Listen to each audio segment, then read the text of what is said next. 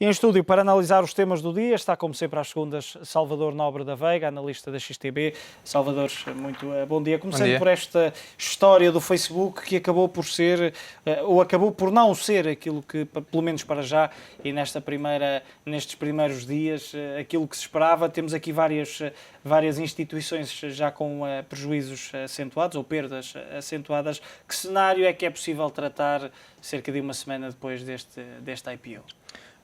Portanto, o lançamento em bolsa do Facebook, além apenas do primeiro dia, as primeiras horas de negociação, foi aquilo que se esperava mais ou menos. Não portanto, uma performance tão negativa quanto era esperado, dado que, a meu ver, pelo menos a valorização do Facebook, a que saiu em bolsa, estava excessivamente sobrevalorizada. Estava mais valorizada do que Google há uns anos, independentemente de nem sequer conseguir ter os mesmos níveis de lucros que esta apresentava em 2003, 2004, quando a sua IPO.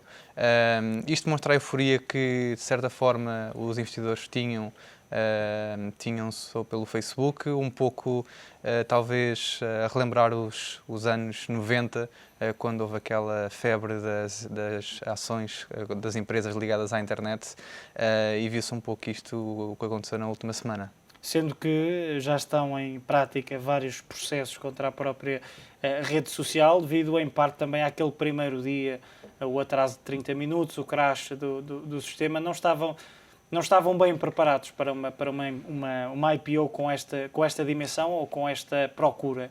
Com esta dimensão e com a procura.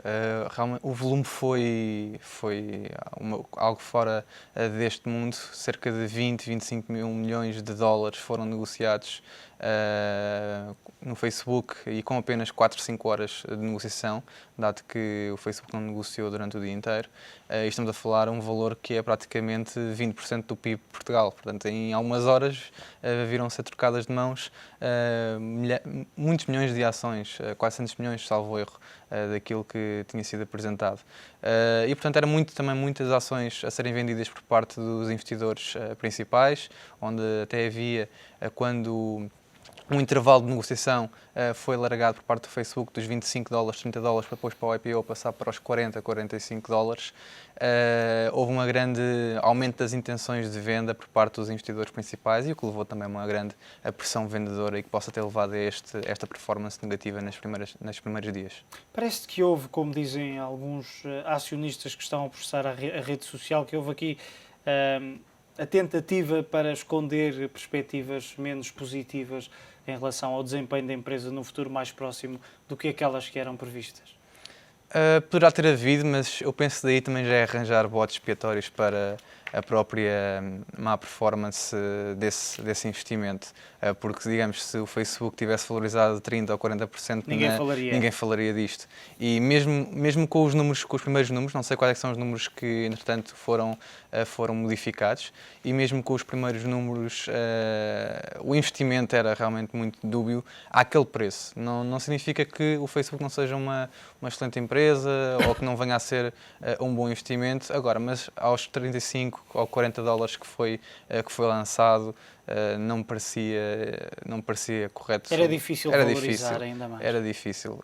E, aliás, esse tipo de investidores que agora colocam em causa as perspectivas, no mercado normal não colocam em causa quando os analistas, por exemplo, na Amazon, cortam as estimativas a 90% dos lucros 3 meses antes ou 2 meses antes até aos resultados. Portanto, e aí não se vê falarem sobre isso apenas porque a performance da ação tem sido bastante boa.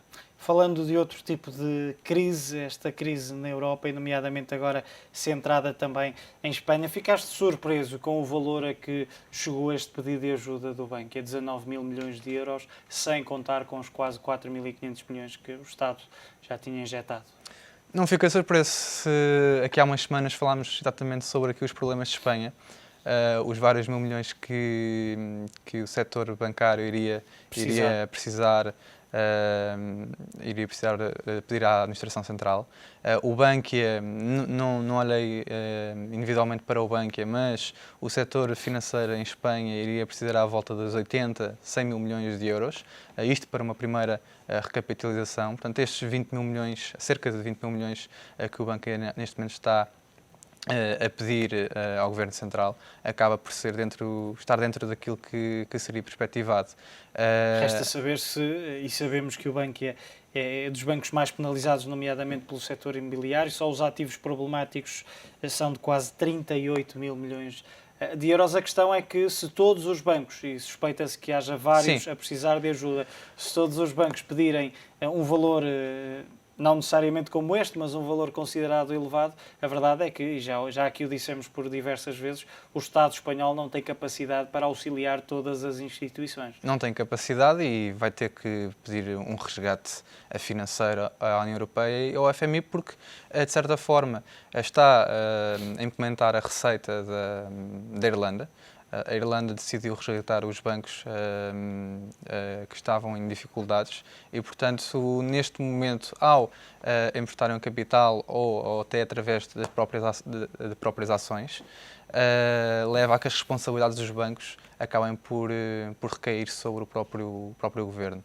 E o governo espanhol não tem capacidade financeira para fazer face a essas responsabilidades. E também, fora os bancos, depois temos as regiões autónomas. E tivemos a Catalunha a dar um aviso sério já na última sexta-feira. E a Catalunha também. Foi uma sexta-feira negra para a Espanha. Exatamente. E para a Catalunha pedir ajuda é preciso muito. Sabemos o orgulho que eles têm e que não gostam realmente de se sentir, de certa forma, espanhóis. E para a Catalunha acabar por pedir ajuda é porque o problema é sério e realmente precisam de capital.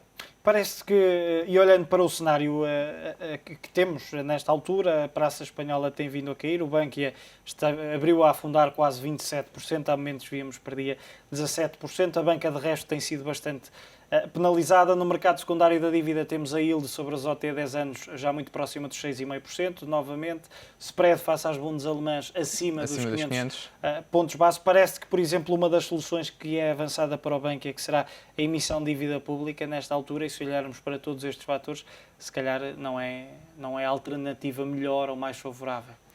A alternativa melhor, pelo menos para o banco, não teria que pagar os 10%, mas o caminho irá ser o mesmo, usar a dívida de Espanha ou do próprio banco para depois financiar o mas banco, mesmo vai dar que o seja mesmo. o Estado espanhol a fazer essa emissão, era isso que eu queria questionar e não me fiz entender. Com os juros, nesta altura, a sofrerem pressões, também acaba por não ser o momento ideal se o Estado espanhol se vir obrigado a fazer emissões extra para auxiliar a banca. E depois teremos a própria dívida espanhola a aumentar face a este, apesar de não entrar nas contas oficiais do déficit. Como sabemos, essas estatísticas têm sempre muito de dúbios e tem sempre várias interpretações. Essa dívida iria recair sobre o governo espanhol e, portanto, apesar de não contarem para o déficit, a dívida pública iria aumentar bastante, ainda que não de forma oficial. Neste momento, os resultados oficiais andam à volta dos 60%, 65%, salvo erro, mas se contabilizarmos toda a dívida e as responsabilidades que caem sobre a administração central, o PIB, a dívida pelo PIB deverá andar à volta dos 90%, 100%, e com todas estas medidas, largamente ultrapassará esse valor. De alguma forma parece que o Estado espanhol, o governo espanhol, aliás, está a tentar limitar o conhecimento de todos estes, não de forma negativa, mas para evitar que os mercados se sintam ainda mais pressionados, conhecendo-se os números ou os déficits dos bancos, das várias instituições e das regiões autónomas. Temos tido aqui um pouco algum controlo na divulgação destes dados. Tivemos apenas o Bankia, tivemos agora a Catalunha, mas a verdade é que as regiões autónomas são quase 20 e para já pouco mais se sabe. Sabe-se que estão em dificuldades, que vão precisar de ajuda, mas não se fala de valores. Os verdadeiros intervenientes do mercado, portanto, aqueles que têm grande influência, já sabem ou deverão ter já estimativas de quais é que são os números. Portanto, de pouco adianta esconder esta informação ou tentar controlá-la, porque eles próprios fazem as suas estimativas, as suas simulações com base nos dados muitas vezes mais corretos do que as próprias administrações centrais.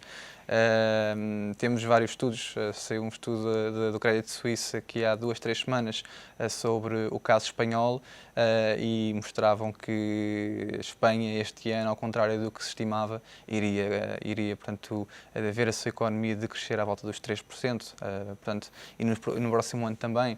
Isto com base nos números que já eram apresentados agora a nível do resgate do Bankia, dos vários setores, financeiros, as caixas espanholas, que também são um problema bastante grave na questão dos mercados e que a Espanha enfrenta nos próximos meses. Temos aqui um estudo, eu diria algo alarmista, mas que ainda assim dá que pensar, do ING, que diz que se a Grécia sair do euro, Espanha, por exemplo, e porque estamos a falar da economia vizinha, teria uma queda adicional do PIB de 2% no primeiro ano da saída e de 1% no segundo, sendo que as economias da moeda única iriam ter uma recessão mais acentuada de 1,6%. São cenários que, nesta altura, importa ponderar, pelo menos. E até me parecem otimistas, esses números, que são realmente, provavelmente seriam agravados, sobretudo se fosse uma saída desordeira.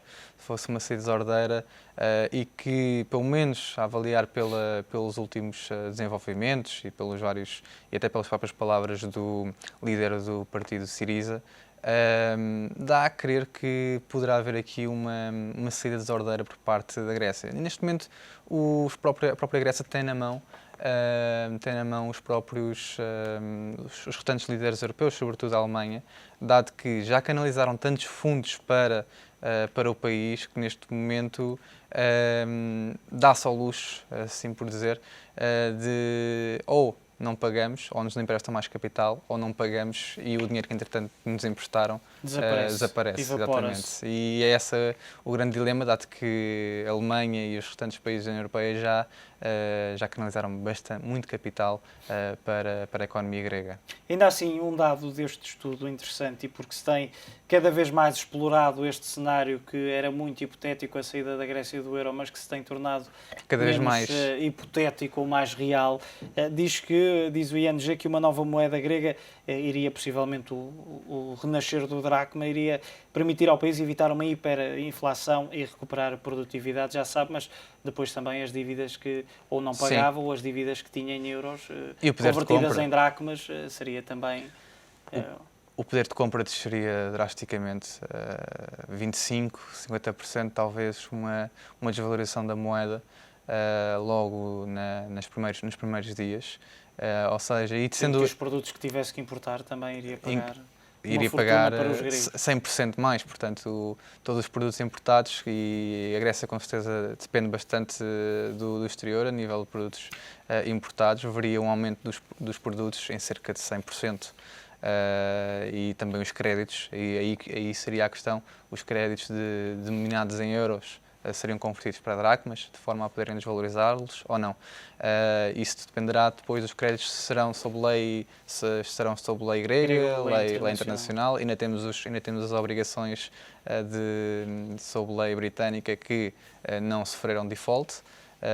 Entretanto, nos próximos meses continuaremos a ter esses holdouts, digamos assim, que continuarão a ter dívida helénica e recorrerão aos tribunais para reaver o seu capital. E será um processo moroso, como ainda no último default por parte do Equador, ainda continua a haver muitos processos em tribunal devido a isso mesmo. Como é que viste estas declarações algo inéditas de Christine Lagarde no último fim de semana sobre a Grécia, dizendo que antes da Grécia pensa, por exemplo, em crianças que precisam de ir à escola em África, e quando pensa na Grécia pensa nos gregos que devem pagar os seus impostos. A verdade é que estas declarações foram o rastilho que faltava para fazer detonar mais uma autêntica bomba na Grécia. Uma pessoa no cargo que ela ocupa não deveria fazer, por muito que... Pareceu-te mais um aviso ou um desabafo? As duas coisas, dado que, de certa forma, a dar a entender que realmente ou cumprem ou o FMI deixa de estar ali para... Estão a entrar numa certa fase de desespero os líderes europeus? Eu penso que sim. Já estamos a falar de 2009, começou esta crise com a Grécia, portanto 3 anos, já vai em 3 anos. A Europa tem sido arrastada por toda esta crise em volta da dívida soberana e longas reuniões, processos morosos. Com certeza isto já deverá estar a atingir aqui os líderes europeus e que não veem sequer solução à vista. Portanto, já passaram 3 anos, entretanto, não se sabe quantos mais serão precisos para ultrapassar esta crise. Por muito que uma pessoa possa concordar ou não com as declarações de Christine Lagarde, Tem algum fundo de verdade. Tem algum fundo de verdade. No entanto, também temos que ver que os próprios impostos são muito pesados. E numa economia, impostos num Estado que é um peso enorme na economia, acima dos 50%, não se poderá crer que a economia consiga expandir sob essa forma. Portanto, será então cortar no Estado, realmente, e isso obviamente irá ter implicações sociais a nível de ajudas, etc. No entanto, digamos que o governo no país da Grécia acaba por ser muito exagerado. Existem situações muito caricatas no que toca na administração central de salários e outras situações que já sabemos que, entretanto, se passam no país. Na semana passada tivemos conhecimento de que os líderes da zona euro foram aconselhados a preparar cada um individualmente um plano de contingência para a eventual saída da Grécia do euro. Agora temos o Wall Street Journal a noticiar que a Suíça está a preparar um conjunto de moedas para evitar, e algo inclusivamente inédito desde 1970, para evitar uma subida muito acentuada do franco suíço, porque, como sabemos, se já agora acaba por funcionar como um ativo de refúgio, se a Grécia sair do euro, vamos assistir a um cenário ainda, a uma diferença ainda maior entre as duas divisas. Acaba por ser eu diria que é um cenário, têm sido muitos cenários novos, mas temos assistido a pormenores que refletem a gravidade da situação nesta altura. Sim, aliás, a Suíça já desde o ano passado que implementou a desvalorização da sua própria moeda, visto que face ao euro estava numa trajetória ascendente bastante acentuada. Neste momento, o Banco Central Suíço tenciona manter sempre o valor relativo face ao euro à volta dos 1,20, foi esse pelo menos o teto que estabeleceram.